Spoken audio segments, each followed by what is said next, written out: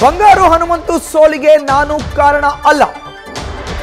ಜನಾರ್ದನ್ ರೆಡ್ಡಿ ನನ್ನ ಸಿಲುಕಿಸಲು ಹೀಗೆ ಮಾಡಿದ್ದಾರೆ ಅಂತ ರಾಮುಲು ಅವರು ಹೇಳ್ತಾ ಇದ್ದಾರೆ. ಪಕ್ಷಕ್ಕೆ ಬೇಡ ಎನಿಸಿದ್ರೆ ನಾನು ಪಕ್ಷ ಬಿಡೋಕೆ ಸಿದ್ಧ ಅಂತ ಬಿ ಶ್ರೀರಾಮುಲು ಹೇಳಿಕೊಂಡಿದ್ದಾರೆ. ರಾಮುಲು ಆಪ್ತ ಮೂಲಗಳಿಂದ ನ್ಯೂಸ್ ಫಸ್ಟ್ಗೆ ಮಾಹಿತಿ ಲಭ್ಯ ಆಗಿದೆ.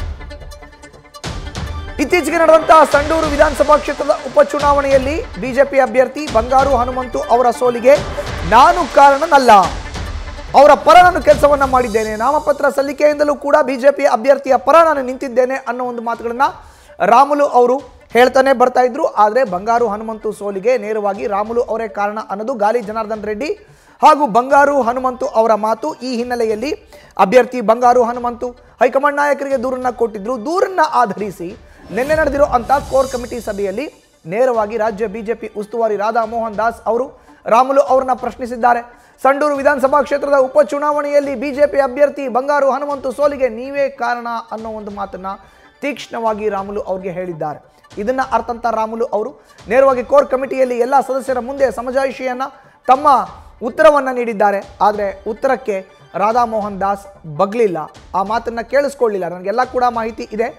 ನೇರವಾಗಿ ಸಂಡೂರು ವಿಧಾನಸಭಾ ಕ್ಷೇತ್ರದ ಉಪಚುನಾವಣೆಯ ಸೋಲಿಗೆ ನೀವೇ ಕಾರಣ ಅನ್ನೋ ಒಂದು ಮಾತನ್ನ ಹೇಳಿದ್ದಾರೆ. ಹೆಚ್ಚಿನ ಮಾಹಿತಿ ನೀಡಿದರೆ ನಮ್ಮ ಪ್ರತಿನಿಧಿ ಗಣಪತಿ ನೇರ ಸಂಪರ್ಕಕ್ಕೆ ಜಾಯಿನ್ ಆಗಿದ್ದಾರೆ. ಗಣಪತಿ, ನಿನ್ನೆ ತಡರಾತ್ರಿ ಬಿಜೆಪಿ ಕಚೇರಿಯಲ್ಲಿ ನಡೆದಂತ ಕೋರ್ ಕಮಿಟಿ ಸಭೆ, ರಾಮುಲು ಅವರಿಗೆ ಸಾಕಷ್ಟು ಅಸಮಾಧಾನ, ನೇರವಾದಂತಹ ತೀಕ್ಷ್ಣವಾದಂತಹ ಪ್ರಶ್ನೆಗಳು ರಾಧಾ ಮೋಹನ್ ದಾಸ್ ಅವರಿಂದ. ಹಾಗಾದ್ರೆ ರಾಮುಲು ಅವರು ಬಿಜೆಪಿನ ಬಿಡಕ್ಕೆ ಎಲ್ಲೋ ಒಂದ್ ಕಡೆ ಮನಸ್ಸನ್ನ ಮಾಡಿದ್ರ ಅನ್ನೋ ಪ್ರಶ್ನೆ ಎದ್ದಿರುವಂತದ್ದು ಗಣಪತಿ. ಈಗ ಮಧುಸೂದನ್, ಖಂಡಿತ ನೋಡಿ, ಬಳ್ಳಾರಿಯ ಒಂದಷ್ಟು ಹಿರಿಯ ನಾಯಕರು ಪಕ್ಷ ಕಟ್ಟಿರುವಂತವರು ಕೂಡ ಹೆಸರಲ್ಲಿ ರಾಮುಲು ಅವರ ಹೆಸರು ಕೂಡ ಬರುತ್ತೆ. ಅಂದ್ರೆ ಬಿಜೆಪಿಯ ನೆಲೆ ನಿಲ್ಲಿಸುವಲ್ಲಿ ಯಡಿಯೂರಪ್ಪನವರ ಜೊತೆ ಕೈ ಜೋಡಿಸಿರುವಂತವರು ಕೂಡ ಇದೇ ರಾಮುಲು ಅವರು. ಆದ್ರೆ ಎಲ್ಲೋ ಒಂದ್ ಕಡೆ ನಿನ್ನೆ ರಾಧಾ ಮೋಹನ್ ದಾಸ್ ಅಗರ್ವಾಲ್ ಅವರು ಅವರಿಗೆ ತರಾಟೆಗೆ ತೆಗೆದುಕೊಂಡಿದ್ದಾರಲ್ಲ, ಆ ವಿಚಾರ ಇದೆಯಲ್ಲ, ಎಲ್ಲೋ ಒಂದ್ ಕಡೆ ಅವರಿಗೆ ಬೇಸರ ಆಗಿರುವಂತದ್ದು. ಸಂಡೂರು ಉಪಚುನಾವಣೆ ನಡೆದು ಸಾಕಷ್ಟು ದಿನಗಳಾಗಿದೆ. ಎಲ್ಲೋ ಒಂದ್ ಕಡೆ ಆ ಚುನಾವಣೆಯ ಸೋಲು ಮತ್ತು ಗೆಲುವಿನ ಒಂದಷ್ಟು ವರದಿಗಳನ್ನು ಕೊಡಬೇಕಾಗಿದೆ. ಅದರ ಜವಾಬ್ದಾರಿ ಸದಾನಂದ ಗೌಡರಿಗೆ ಇರುವಂತದ್ದು. ಅಂದ್ರೆ ಆ ಸಮಿತಿಯ ಜವಾಬ್ದಾರಿಯನ್ನು ಅವ್ರು ಹೊತ್ತಿರುವಂತದ್ದು. ಇನ್ನೇನು ಒಂದು ವಾರದಲ್ಲಿ ಆ ವರದಿಗಳು ಹೋಗ್ಬೇಕು. ಆದ್ರೆ ಅವರು ನೇರವಾಗಿ ಒಂದಷ್ಟು ವರದಿ ಬರುವ ಮುಂಚೆನೆ ಈ ಸೋಲಿಗೆ ನೀವೇ ಜವಾಬ್ದಾರಿ ಅನ್ನೋದಿದೆಯಲ್ಲ, ಅದು ಒಂದ್ ಕಡೆ ರಾಮುಲು ಅವರಿಗೆ ಸಾಕಷ್ಟು ಬೇಸರ ಹಾಗೂ ಅಸಮಾಧಾನವನ್ನು ಕೂಡ ಉಂಟಾಗಿರುವಂತದ್ದು. ಹೀಗಾಗಿ ಪಕ್ಷದಲ್ಲಿ ಆ ಸೋಲಿಗೆ ನಾನು ಕಾರಣ ಅಲ್ಲ, ಜೊತೆಗೆ ಒಂದಷ್ಟು ವರದಿಗಳು ಹೋಗಬೇಕಾಗಿದೆ. ವರದಿ ಬರ್ದೇನೆ ಹೇಗೆ ನನ್ನ ಮೇಲೆ ಆರೋಪ ಮಾಡ್ತೀರಿ ಅಂತ ನೇರವಾಗಿ ನಿನ್ನೆ ಸಭೆಯಲ್ಲಿ ಶ್ರೀರಾಮುಲು ಅವರು ರಾಧಾ ಮೋಹನ್ ದಾಸ್ ಅವರನ್ನ ಪ್ರಶ್ನೆ ಮಾಡ್ತಾರೆ. ಜೊತೆಗೆ ಈ ಪ್ರಶ್ನೆ ಮಾಡುವ ಸಂದರ್ಭದಲ್ಲಿ ಸದಾನಂದ ಗೌಡರು ಕೂಡ ಎಂಟ್ರಿ ಆಗಲ್ಲ, ಜೊತೆಗೆ ರಾಜ್ಯಾಧ್ಯಕ್ಷರು ವಿಜೇಂದ್ರ ಅವರು ಕೂಡ ಎಂಟ್ರಿ ಆಗಲ್ಲ. ಯಾಕಂತಂದ್ರೆ ರಾಜ್ಯದ ಪ್ರತಿಯೊಂದು ವಿಚಾರಗಳು ಕೂಡ ಅವ್ರ ಗಮನದಲ್ಲಿರುತ್ತೆ. ಆದ್ರೆ ರಾಮುಲು ಅವರ ಪರವಾಗಿ ಅಥವಾ ಬೆನ್ನಿಗೆ ನಿಂತು ರಾಧಾ ಮೋಹನ್ ದಾಸ್ ಅಗರ್ವಾಲ್ ಅವರ ಪ್ರಶ್ನೆಗೆ ಉತ್ತರ ಕೊಡುವಲ್ಲಿ ಯಾರು ಕೂಡ ಮುಂದೆ ಬರಲ್ಲ. ಎಲ್ಲ ಒಂದ್ ಕಡೆ ಈ ಅಸಮಾಧಾನದಿಂದ ನಾನು ಪಕ್ಷವನ್ನ ತ್ಯಜಿಸಬಲ್ಲೆ ಅಥವಾ ಪಕ್ಷವನ್ನ ತ್ಯಜಿಸಬೇಕು ಅನ್ನೋ ನಿರ್ಧಾರಕ್ಕೆ ಆ ಸಂದರ್ಭದಲ್ಲಿ ಬಂದಿರುವಂತದ್ದು. ಜೊತೆಗೆ ಈ ಹಿನ್ನೆಲೆಯಲ್ಲಿ ನಿನ್ನೆ ನಡೆದಂತ ಸಭೆಯಲ್ಲಿ ಸಂಪೂರ್ಣವಾಗಿ ರಾಮುಲು ಅವರನ್ನ ತರಾಟೆಗೆ ತೆಗೆದುಕೊಂಡಂತ ವಿಚಾರಕ್ಕೆ ಹೇಳೋದಾದ್ರೆ ಸಂಡೂರಿನ ಉಪಚುನಾವಣೆ ಇವರ ಜವಾಬ್ದಾರಿಗೆ ಬಂದಿರುತ್ತಾ. ಜೊತೆಗೆ ಬಂದಿದ್ರು ಕೂಡ ಯಾವ್ದಾದ್ರು ನಾಯಕರು ಅಂದ್ರೆ ನೇರವಾಗಿ ತನ್ನ ವಿರುದ್ಧ ಷಡ್ಯಂತ್ರ ಮಾಡ್ತಿರುವಂತ ಸ್ಥಳೀಯ ನಾಯಕರು ಯಾರಾದ್ರೂ ಇದಾರ. ಈ ಹಿನ್ನೆಲೆಯಲ್ಲಿ ಎಲ್ಲೊಂದ್ ಕಡೆ ಬಂಗಾರು ಹನುಮಂತ ಅವರ ಹೆಸರುಗಳು ಸಾಕಷ್ಟು ಚರ್ಚೆ ಆಗ್ತಿರುವಂತದ್ದು.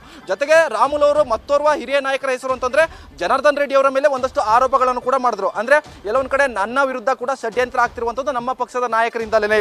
ಜೊತೆಗೆ ಆ ಹೆಸರುಗಳು ಕೂಡ ಒಂದಷ್ಟು ಪ್ರಸ್ತಾಪ ಕೂಡ ಮಾಡಿದ್ರು. ಇವತ್ತು ನ್ಯೂಸ್ ಫಸ್ಟ್ ಜೊತೆ ಮಾತಾಡುವಾಗಲೂ ಕೂಡ ಒಂದಷ್ಟು ನಾಯಕರ ಹೆಸರನ್ನು ಕೂಡ ಹೇಳಿದ್ರು. ಅಂದ್ರೆ ಆ ನಾಯಕರು ಏನಾದ್ರೂ ಕೂಡ ಇವತ್ತು ಶ್ರೀರಾಮುಲು ವಿರುದ್ಧ ಅಥವಾ ಅವ್ರ ವಿರುದ್ಧ ಷಡ್ಯಂತ್ರ ಕೂಡ ಮಾಡ್ತಾ ಇದ್ರ ಅನ್ನೋ ಕೂಡ ಒಂದು ಪ್ರಶ್ನೆ ಮಾಡಬೇಕಾಗತ್ತೆ. ಈ ನಿಟ್ಟಿನಲ್ಲಿ ನೇರವಾಗಿ ರಾಧಾ ಮೋಹನ್ ದಾಸ್ ಅವರು ಒಂದಷ್ಟು ರಾಜ್ಯದ ನಾಯಕರು ಅಲ್ದಿದ್ರು ಕೂಡ ಅವರು ಉತ್ತರ ಪ್ರದೇಶದವರು. ಈ ಹಿನ್ನೆಲೆಯಲ್ಲಿ ರಾಜ್ಯದ ನಾಯಕರು ಒಂದಷ್ಟು ನನ್ನ ಪರವಾಗಿ ನಿಂತು ಆ ವಿಚಾರಕ್ಕೆ ಯಾರು ಕೂಡ ಬಂದಿಲ್ಲ. ಜೊತೆಗೆ ನಾನು ಎಷ್ಟರ ಮಟ್ಟಿಗೆ ಸಂಡೂರಿನ ಉಪಚುನಾವಣೆಯಲ್ಲಿ ಕೆಲಸ ಮಾಡಿದ್ದೀನಿ ಅಂತ ನಮ್ಮ ಸ್ಥಳೀಯ ನಾಯಕರಿಗೂ ಗೊತ್ತು, ರಾಜ್ಯ ನಾಯಕರಿಗೂ ಗೊತ್ತು.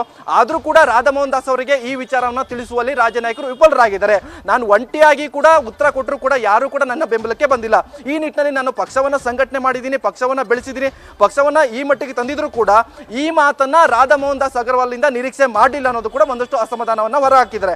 ಆದ್ರೆ ನೇರವಾಗಿ ರಾಮುಲು ಅವರು ಬಿಜೆಪಿಯಲ್ಲಿ ಇದ್ರೂ ಕೂಡ ಬಿಜೆಪಿಯ ನಾಯಕರ ಈ ಮಾತಿನಿಂದ ಎಲ್ಲೊಂದ್ ಕಡೆ ಪಕ್ಷ ಬಿಡಬೇಕು ಅಥವಾ ಪಕ್ಷವನ್ನ ತ್ಯಜಿಸಬೇಕು ನಿಟ್ಟಿನಲ್ಲಿ ಒಂದಷ್ಟು ಮಾತುಗಳು ಕೂಡ ಕಠೋರವಾಗಿತ್ತು. ಹೀಗಾಗಿ ಮುಂದಿನ ದಿನಗಳಲ್ಲಿ ಅವರು ಒಂದಷ್ಟು ಆರೋಪಗಳನ್ನು ಕೂಡ ಮಾಡಿದ್ರು. ಅಂದ್ರೆ ನನ್ನ ವಿರುದ್ಧ ಜನಾರ್ದನ್ ರೆಡ್ಡಿ ಅವರು ಒಂದಷ್ಟು ಆರೋಪ ಮಾಡ್ತಾ ಇದ್ದಾರೆ.